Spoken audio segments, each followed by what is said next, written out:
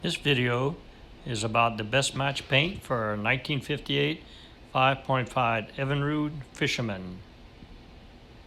The first paint is a light metallic blue color made by Duplicolor Perfect Match.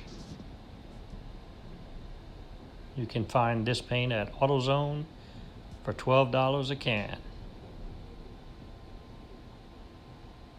Second color is a dark blue metallic made by Duplicolor Perfect Match.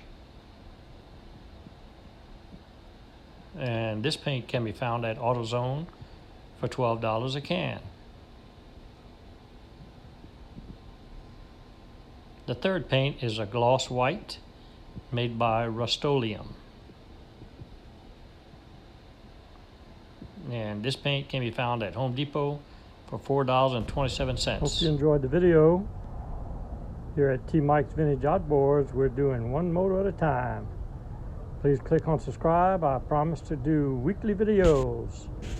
Au revoir mes amis, and laissez les bon temps rouler.